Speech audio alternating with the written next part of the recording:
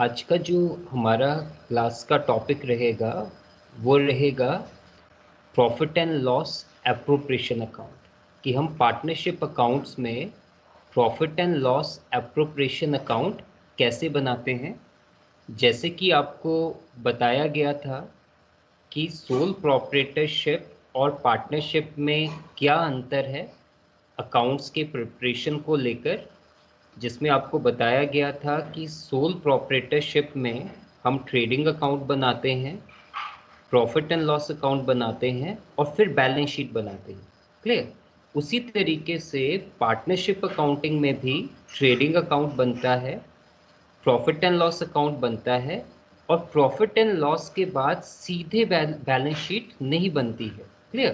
Balance sheet से पहले दो लेजर अकाउंट्स बनते हैं। उसमें पहला आता है profit and loss appropriation account और दूसरा आता है पार्टनर्स कैपिटल अकाउंट। तो आज जो हमारी क्लास का फोकस रहेगा वो profit and loss appropriation account पे रहेगा। पहले मैं आपको इसका फॉर्मेट समझाऊंगा, इसमें कौन कौन सी आइटम आती है और वो आइटम क्यों आती हैं और कौन सी आइटम ही आएगी इसमें। क्लियर? कुछ केवल सेलेक्टिव आइटम्स ही आती हैं जो कि आपके स्क्रीन में अभी विजुअलाइज हो रही होंगी। केवल यही आइटम्स आती हैं आपकी प्रॉफिट एंड लॉस एप्रोप्रिएशन में, इनको ही हमने याद रखना है। अब प्रश्न ये है कि यही आइटम्स क्यों आती हैं। क्लियर? और इससे अलग भी कोई और आइटम है? तो इससे अलग कोई और आइटम नहीं है, केवल यही आइटम्स आएंगी। प्रश्न इतना ही होगा कि ये आइटम्स क्यों आती हैं और किस तरीके से हमने इसको डील करना है। तो सबसे पहले आज के लेक्चर में आपको इन सारी आइटम्स के बारे में बताया जाएगा कि यही आइटम्स क्यों आती हैं, कौन सी आइटम कौन सी साइड आएगी और किस लिए आएगी। क्लियर? और उसके बाद इसी फॉर्मेट को हम बेस बना के एक प्रैक्टिकल क्वेश्चन करेंगे। क्लियर?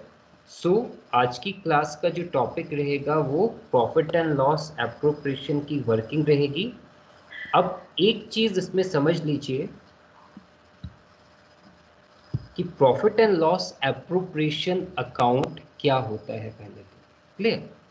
जो भी हमारे पास प्रॉफिट्स आते हैं, जो भी हमें नेट प्रॉफिट मिलता है प्रॉफिट एंड लॉस अकाउंट बना के। क्लियर? एक चीज याद रखिएगा, इससे पहले हम प्रॉफिट एंड लॉस अकाउंट बनाते हैं।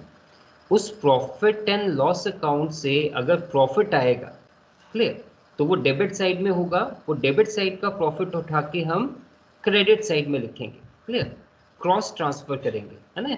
और वहीं पे अगर लॉस आएगा तो लॉस हम उठा के डेबिट साइड में लिखेंगे, जो कि आपको पिछली क्लास में भी बताया गया था कि जिस तरीके से ट्रेडिंग अकाउंट में ग्रॉस प्रॉफिट डेबिट तरफ आता है और उसको फिर हम पीएनएल अकाउंट के क्रेडिट साइड ले जाते हैं, क्योंकि basically that is a credit balance. Credit means आपकी इनकम्स ज़्यादा आई हैं, इसीलिए आपका डिफरेंस कहाँ आया? डेबिट में। तो वो क्रेडिट बैलेंस है। तो जब हम उसको आगे कैरिड फॉरवर्ड करते हैं तो उसको हम उसकी सही जगह पे लेके जाते हैं। क्रेडिट साइड उसको बिलोंग करती है, हम उसको क्रेडिट में ही लिखते हैं। तो इसी तरीके से जब हम पीएनएल अकाउंट बनाते हैं उसमें जो नेट प्रॉफिट आता है, हम नेट प्रॉफिट को पीएनएल एप्रोप्रिएशन अकाउंट में ट्रांसफर करते हैं। Clear? On the credit side. और अगर लॉस आएगा पीएनएल अकाउंट में तो हम उसको पीएनएल एप्रोप्रिएशन के डेबिट साइड में ट्रांसफर करेंगे। अब एक चीज समझ लीजिए कि पीएनएल एप्रोप्रिएशन क्या है। एप्रोप्रिएशन का मतलब होता है एप्रोप्रिएट करना। क्लियर? एप्रोप्रिएट करना मीन्स बांटना। जब भी हम पार्टनरशिप फर्म बिजनेस शुरू करते हैं तो उसमें हम एक एग्रीमेंट करते हैं। क्लियर? और उस एग्रीमेंट को हम क्या कहते हैं? Partnership deed. और उस पार्टनरशिप डीड में कुछ विशेष चीज़ों के लिए प्रोविज़न रखा जाता है।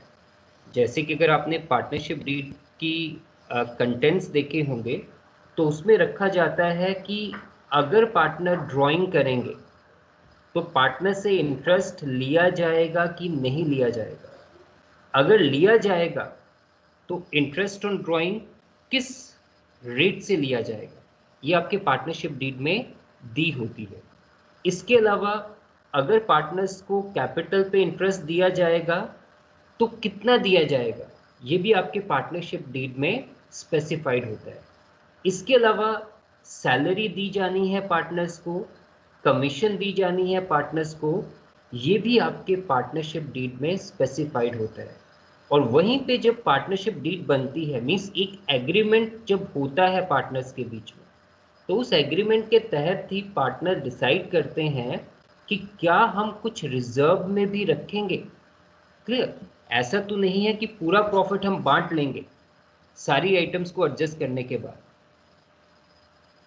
या फिर कुछ अमाउंट हम रिजर्व के तौर पे बिजनेस में रखेंगे। तो ये सारी चीज़ें भी आपके पार्टनरशिप डीड में डिसाइड की जाती हैं। तो एक चीज़ समझ लीजिएगा, पीएनएल एप्रोप्रिएशन का मतलब होता है बेसिकली एलोकेशन ऑफ प्रॉफिट। जो एक पार्टनरशिप में प्रॉफिट हुआ है उस प्रॉफिट को कैसे एलोकेट करना है। कैसे एलोकेट करने का मतलब, कई बार हम पार्टनरशिप डीड में कुछ विशेष चीज़ों के लिए प्रोविजंस बनाते हैं, कुछ विशेष चीज़ों के लिए कंडीशंस रखते हैं। अगर हमारी पार्टनरशिप में उन चीज़ों के लिए कुछ विशेष प्रोविज़न रखा गया है, तो जो चीज़ें विशेष प्रोविज़न के तहत आती हैं, केवल वही चीज़ें पीएनएल एप्रोप्रिएशन में आती हैं। देखिए, एक बिजनेस में जो प्रॉफिट हो रहा है वो आपको नेट प्रॉफिट से पता लग जाएगा। अब इसके अलावा पार्टनर्स में एक एग्रीमेंट होता है, वो agreement over and above profit है। प्रॉफिट तो कितना शेयर होगा वो मिल गया, profit and loss sharing ratio का पता लग गया, लेकिन net profit of the partnership is not shared among the partners. इसके अलावा भी कुछ स्पेसिफिक एग्रीमेंट होते हैं पार्टनर्स के बीच में। उन एग्रीमेंट्स को एडजस्ट करने के लिए हम प्रॉफिट एंड लॉस एप्रोप्रिएशन बनाते हैं। कहने का मतलब, जिन भी चीज़ों के लिए विशेष तौर पे पार्टनरशिप डीड में किसी तरीके का प्रोविज़न रखा जाएगा, लाइक अगर पार्टनर ड्राइंग करेंगे तो उनसे इंटरेस्ट लिया जाएगा, तो आपके पीएनएल एप्रोप्रिएशन में इंटरेस्ट ऑन ड्राइंग आएगा। क्लियर? अगर आपके पार्टनरशिप डीड में कहा गया कि पार्टनर्स का जो कैपिटल है, आपको पता है एक पार्टनर ज़्यादा कैपिटल दे रहा हो सकता है और एक पार्टनर कम कैपिटल दे रहा हो सकता है, ऐसी परिस्थिति में ज़रूर एग्रीमेंट में एक चीज़ डाली जाती है कि जो पार्टनर अधिक दे रहा है तो उसको कुछ बेनिफिट हो, तो इसीलिए हम इंटरेस्ट ऑन कैपिटल का प्रोविज़न रखते हैं। तो पार्टनर्स को उनके कैपिटल पे इंटरेस्ट दिया जाता है, इसके लिए प्रोविज़न पार्टनरशिप डीड में बनाया जाता है। तो ये आइटम भी provision maintain in partnership deed के तहत आपके पीएनएल एप्रोप्रिएशन अकाउंट में आता है। इसके अलावा आप ये देखते हैं कि कोई पार्टनर एक्टिव होते हैं, कई पार्टनर स्लीपिंग होते हैं, कईयों का रोल ज़्यादा होता है, कईयों का रोल कम होता है। तो जिनका रोल ज़्यादा होता है वो हमेशा एक्सपेक्ट करते हैं कि उनको कुछ एडिशनल बेनिफिट दिया जाए। तो जो भी एडिशनल बेनिफिट के लिए किसी भी तरीके का प्रोविज़न अगर हम पार्टनरशिप डीड में बनाते हैं, in the form of salary to that partner, in the form of commission to that partner, it is also contained in the partnership deed. So this will also be reflected in P&L appropriation account. अब जैसा कि अभी हम ना discuss कर रहे थे कि profit and loss appropriation account में कौन कौन सी चीज़ें आती हैं, जो कि अभी मैंने बताया, पीएनएल एप्रोप्रिएशन अकाउंट में वही सारी चीज़ें आती हैं जिनके लिए विशेष तौर पे पार्टनरशिप डीड में स्पेसिफिक कोई प्रोविज़न किया गया हो। अगर वहाँ कहा गया हो कि पार्टनर्स जो भी ड्रॉ करेंगे उस पे उनसे इंटरेस्ट लिया जाएगा, तो that will be reflected. Clear? अगर किसी पार्टनर्स का कंट्रीब्यूशन ज़्यादा है, किसी का कम है, तो 110% इंटरेस्ट ऑन कैपिटल का पार्टनरशिप डीड में प्रोविज़न होगा। किसी पार्टनर का रोल अगर पार्टनरशिप में ज़्यादा है तो उसको श्योरली कुछ एडिशनल बेनिफिट रहेगा प्रोविज़न के तहत। वो सैलरी हो सकता है, कमीशन हो सकती है। इसके अलावा हो सकता है पार्टनर्स ने यूनानिमसली डिसाइड किया है कि वो कुछ अमाउंट रिजर्व में रखेंगे और उसके बाद जो पैसा बचेगा उसको वो बांटेंगे। तो यहाँ पे जो पैसा बचता है, आप आप जब इन सारी चीज़ों को एडजस्ट करेंगे, उस एडजस्टमेंट के बाद जो पैसा बचता है which actually the partner shares, इसको हम डिविजिबल प्रॉफिट कहते हैं। तो एक चीज याद रखिएगा, divisible profit is that part of profit which is actually shared by a partner as per their profit and loss sharing ratio. अगर प्रॉफिट ना हो तो हो सकता है लॉस हो, तो लॉस शेयर होगा, तो उसको हम डिविजिबल लॉस कहेंगे। तो एक चीज़ बिल्कुल ध्यान रखनी है कि जो पीएनएल का प्रॉफिट होता है उसको पार्टनर नहीं शेयर करते हैं, क्योंकि पार्टनरशिप डीड में कुछ चीज़ों के लिए स्पेसिफिक प्रोविज़न बनाया जाता है। वो प्रोविज़न या वो स्पेसिफिक चीज़ें आपके बिजनेस से रिलेटेड नहीं होती हैं। क्लियर? वो एग्रीमेंट से रिलेटेड होती है। जैसे आपने ड्राइंग का एक प्रोविज़न इन्वॉल्व किया कि पार्टनर ड्राइंग कर सकते हैं, तो अगर ड्राइंग करेंगे तो उनसे इंटरेस्ट लिया जाएगा। तो ये आपके नॉर्मल रूटीन या नॉर्मल कोर्स ऑफ बिजनेस की एक्टिविटी नहीं है। तो पीएनएल अकाउंट में वो एक्सपेंसेस एंड लॉसेस दिखाए जाते हैं जो आपके नॉर्मल कोर्स ऑफ बिजनेस से रिलेटेड हो, जो ओवर एंड अबव हो जाए उससे। उन चीज़ों को डेल्ट करने के लिए पीएनएल एप्रोप्रिएशन अकाउंट बनाया जाता है, जिसमें बेसिकली वही सारी चीज़ें डील की जाती हैं जिनका संबंध पार्टनर से कुछ लेने को है या पार्टनर्स को कुछ देने को है, जो स्पेसिफिकली पार्टनर से ही रिलेटेड है और जिनके लिए पार्टनरशिप डीड में अलग से प्रोविज़न किया गया है। और ये 5 चीज़ें ही आपके पीएनएल एप्रोप्रिएशन में आएंगी। इनको आप याद रखिएगा। एक, इंटरेस्ट ऑन ड्राइंग, एक इंटरेस्ट ऑन कैपिटल, एक सैलरी एंड कमीशन और एक रिजर्व। तो अगर if you count on figures तो it will come 4 in numbers. Interest on drawing, that is the 1. Interest on capital, that is 2. Salary and commission, that is 3. And reserves, that is 4. तो only 4 thing will come specifically. अब ये चीज समझ लीजिए, इनमें से कौन सी चीज क्रेडिट में आएगी और कौन सी चीज डेबिट में आएगी। इंटरेस्ट ऑन ड्राइंग, पार्टनर्स ने ड्राइंग करी, मींस बिजनेस से कुछ पैसा निकाला अपने पर्सनल यूज के लिए, इसका मतलब हम उससे इंटरेस्ट लेंगे। तो इंटरेस्ट लेंगे तो ये पार्टनरशिप का क्या होगा, इनकम होगा, क्योंकि ये इनकम स्पेसिफिकली पार्टनर से एसोसिएटेड है, पार्टनरशिप डीड के प्रोविजन के तहत है, इसीलिए हम इसको पीएनएल अकाउंट में ना दिखा के पीएनएल एप्रोप्रिएशन में दिखाएंगे। तो ये क्रेडिट साइड आएगा। जो पार्टनर ड्राइंग करेगा उसी से इंटरेस्ट लिया जाएगा। जरूरी नहीं है अगर 2 पार्टनर्स हैं तो दोनों पार्टनर्स का इंटरेस्ट ऑन ड्राइंग आएगा। अगर ए ने ही ड्राइंग करी है तो ए का ही इंटरेस्ट ऑन ड्राइंग, ए से ही इंटरेस्ट ऑन ड्राइंग लिया जाएगा and that will come on the credit side, income side of profit and loss appropriation account। ये प्रॉफिट में जुड़ जाएगा, बिजनेस के प्रॉफिट में जुड़ जाएगा। इसके अलावा इंटरेस्ट ऑन कैपिटल है। अब अगर पार्टनरशिप डीड में इसका कोई प्रोविजन है तो ये सारे पार्टनर्स को दिया जाएगा जो भी आपके पार्टनरशिप डीड में रेट ऑफ इंटरेस्ट स्पेसिफाइड है। अगर 6% है तो 6% के हिसाब से, 7% है या तो 7% के हिसाब से।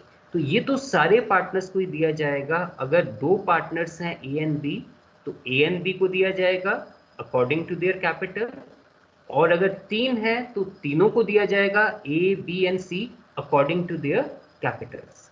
सिमिलरली आपका क्वेश्चन ही आपको बताएगा कि क्या पार्टनरशिप डीड में स्पेसिफिकली किसी पार्टनर को सैलरी का प्रोविजन है या कमीशन का प्रोविजन है। ये आइटम भी over and above normal course of business हो जाती है। और ये चीज भी आपके पार्टनरशिप डीड के कारण ही है।